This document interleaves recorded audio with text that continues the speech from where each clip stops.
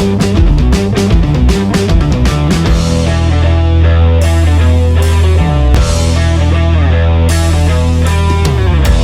everyone, we are back with another stunning video about the periodic classification of the elements.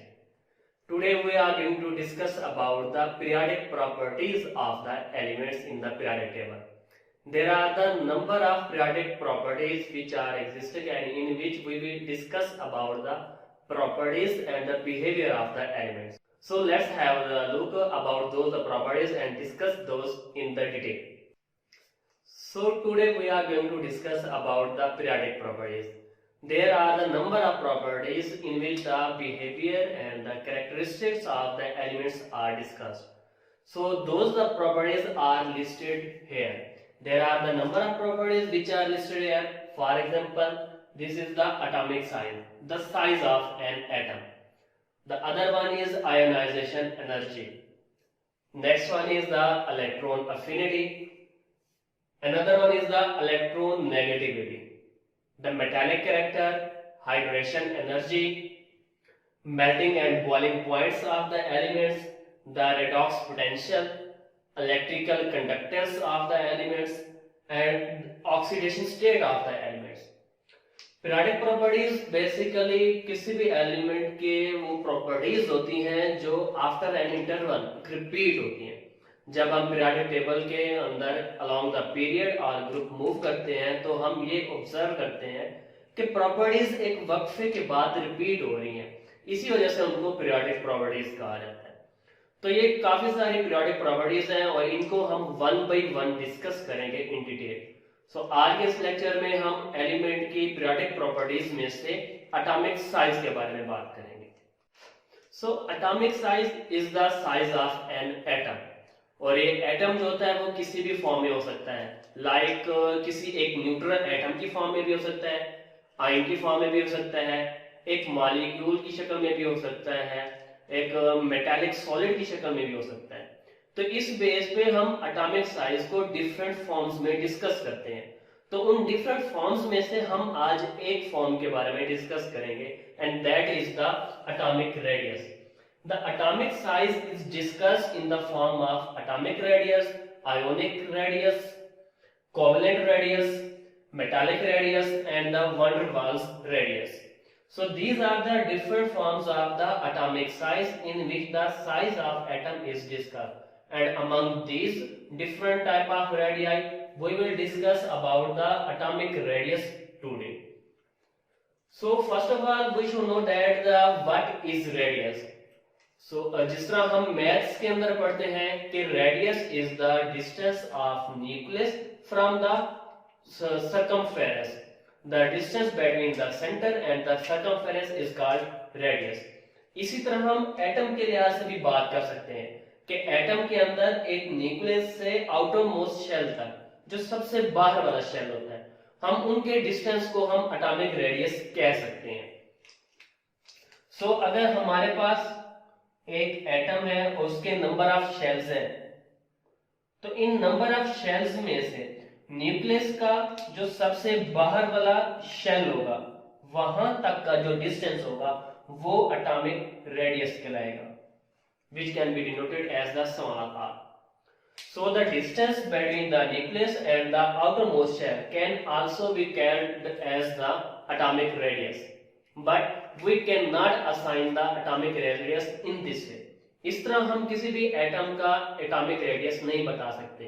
किसी भी atom का exact atomic radius can not be measured. और इसकी reason क्या है? क्योंकि इलेक्ट्रॉन अराउंड द न्यूक्लियस उनकी कोई खास बाउंड्री नहीं होती, कोई एग्जैक्ट बाउंड्री नहीं होती, बल्कि वो एक क्लाउड की शक्ल में मूव होते हैं.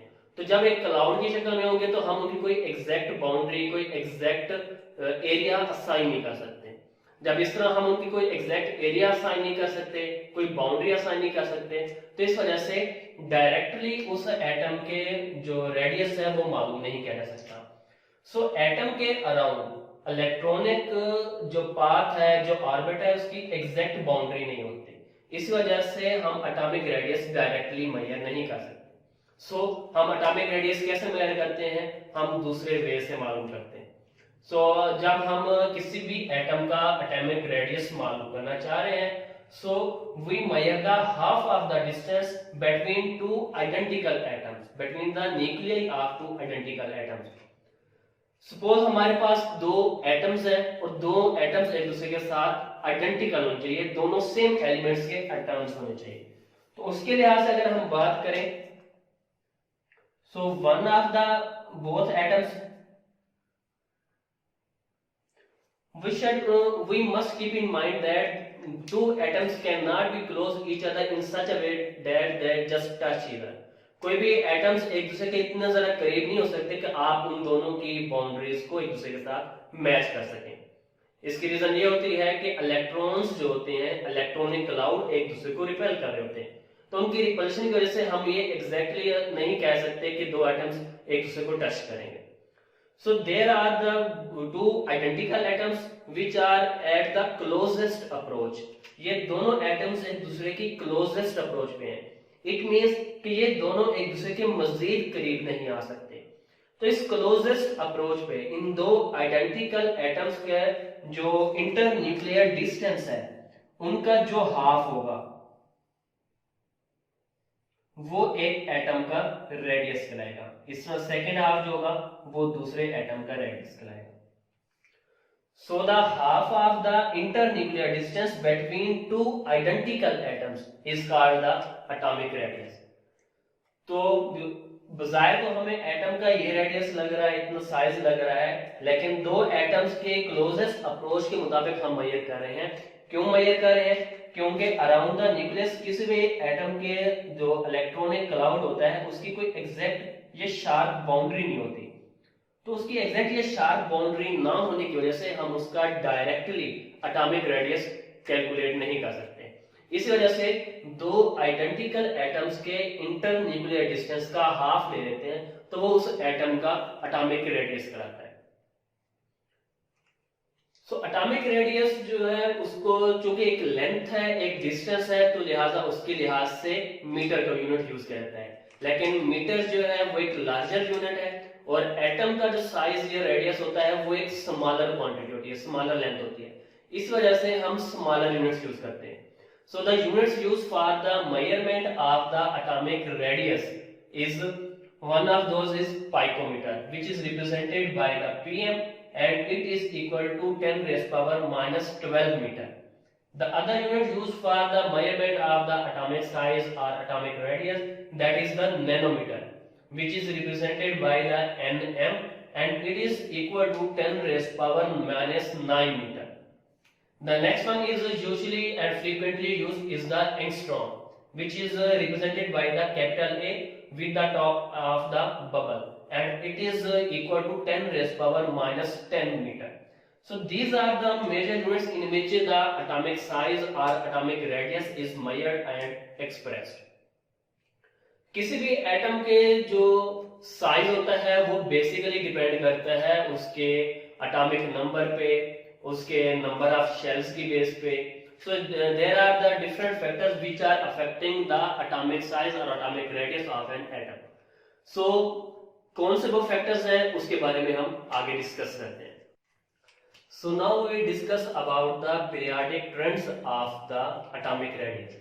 पीरियोडिक टेबल के अंदर एटॉमिक रेडियस का क्या ट्रेंड है? पीरियोडिक टेबल के अंदर हम ट्रेंड्स को दो लफ्जों में, दो शक्लों में बयान करते हैं। The trend in the period in the horizontal rows and the trends in the groups which are in the form of the vertical column. So in दो वेज में हम किसी भी पीरियोडिक प्रॉपर्टी का पीरियोडिक टेबल के अंदर periodic trend की बात करते हैं। So there are the two ways of the trends of the any property in the periodic table. One is in the form of the period. जब हम atomic radius की बात कर रहे हैं तो हम एटॉमिक रेडियस के लिहाज से देखें तो पीरियड के अंदर along the horizontal rows in the periodic table the atomic radius decreases while moving from left to right. Periodic table के अंदर जब हम लेफ्ट टू राइट मूव करते हैं तो एटॉमिक रेडियस डिक्रीज होता है, कम होता है। और इसकी रीजन क्या है? The reason behind the decrease in the atomic radius in the period is that there is number of shells of the elements in a period remains same. एक period के अंदर जब हम देखते हैं तो हर एलिमेंट जो नेक्स्ट अपकमिंग मेंबर होता है पीरियोडिक टेबल का, उसके नंबर ऑफ शेल्स सेम रहते हैं, वो चेंज नहीं होते।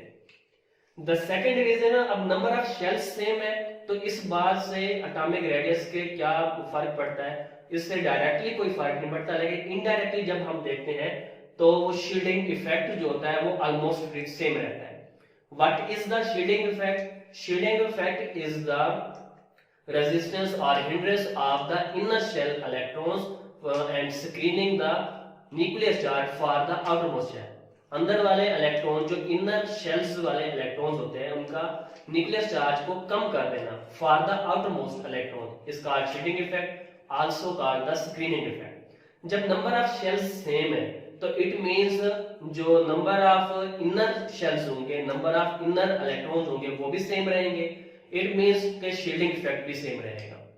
सो जब हम लेफ्ट टू राइट एक पीरियड के अंदर मूव कर रहे हैं तो नंबर ऑफ शेल्स सेम रहने की वजह से उनका जो शील्डिंग इफेक्ट होगा, जो स्क्रीनिंग इफेक्ट होगा वो भी सेम रहेगा। सो किस बात की वजह से मेनली हम डिस्कस करेंगे कि एटॉमिक रेडियस डिक्रीज होता है? That is the increase in the nucleus charge. Left to right जब हम पीरियड के अंदर मूव करते हैं तो हर आने वाले मेंबर में एक एक एटॉमिक नंबर का इजाफा होता है। What is the atomic number? The atomic number is the number of protons or electrons in a neutral atom. Generally हम number of protons के लिहाज से बात करते हैं। The number of protons is called the atomic number. अब हर आने वाले मेंबर में एक एक प्रोटॉन का इजाफा हो रहा है, नंबर ऑफ शेल्स सेम है लेकिन प्रोटॉन का इजाफा होता जा रहा है। इट मींस न्यूक्लियस चार्ज बढ़ता जा रहा है, न्यूक्लियस की पावर बढ़ती जा रही है। तो जब न्यूक्लियर पावर बढ़ेगी तो वो अपने इलेक्ट्रॉन्स को ज्यादा पावर से अपनी तरफ खींचेगा, जब अपनी तरफ खींचेगा तो एटम का साइज डिक्रीज हो जाएगा। As you can see from this figure, जब हम लिथियम और बेरिलियम को कंपेयर करें तो लिथियम और बेरिलियम में देखें दोनों में दो दो नंबर ऑफ शेल्स हैं, दोनों के नंबर ऑफ शेल्स सेम है, लेकिन बेरिलियम का साइज लिथियम की निस्बत कम क्यों है? क्योंकि इसके अंदर न्यूक्लियर पावर ज्यादा है, न्यूक्लियर चार्ज ज्यादा है। लिथियम का जो एटॉमिक नंबर होता है दैट इज 3 एंड बेरिलियम का 4। इट मींस लिथियम के अंदर 3 प्रोटॉन्स हैं और बेरिलियम के अंदर 4 प्रोटॉन्स हैं। तो ultimately it is clear that the power of the 4 protons is more than that the power of the 3 proton. तो 4 प्रोटॉन्स होने की वजह से न्यूक्लियर चार्ज बढ़ जाएगा, स्ट्रॉन्गर हो जाएगा, न्यूक्लियर पुल ज्यादा होने की वजह से वो इलेक्ट्रॉन्स को अपने करीब खींच लेगा, तो इस वजह से अल्टीमेटली उसका साइज भी डिक्रीज हो जाएगा। So while moving from the left to right in the period the number of shells remain same, so it is due to the also the number of shells remaining same, the shielding effect also remains same, but the nuclear charge increases which causes the decrease in the atomic size. So now let's move towards the periodic trend of the atomic size among the group. So group के अंदर atomic size का क्या trend होता है वो हम ये observe करते हैं कि जब ग्रुप के अंदर टॉप टू बॉटम हम मूव करते हैं तो एटॉमिक साइज या एटॉमिक रेडियस इंक्रीज करता है। While moving from top to bottom in a single group, in the same group, the atomic size increases. So atomic size क्यों increase होता है? तो उसकी ये reasons है कि हर आने वाले member में number of shell increase होते हैं। Every upcoming member is containing the higher number of the shells. हर आने वाले member में एक एक shell का इजाफा हो रहा है। आप देख सकते हैं कि हाइड्रोजन के पास एक शेल है, लिथियम के पास 2 शेल्स हैं, सोडियम के पास 3 शेल्स हैं, पोटेशियम के पास 4 शेल्स हैं, रुबिडियम के पास 5 शेल्स हैं एंड सो ऑन।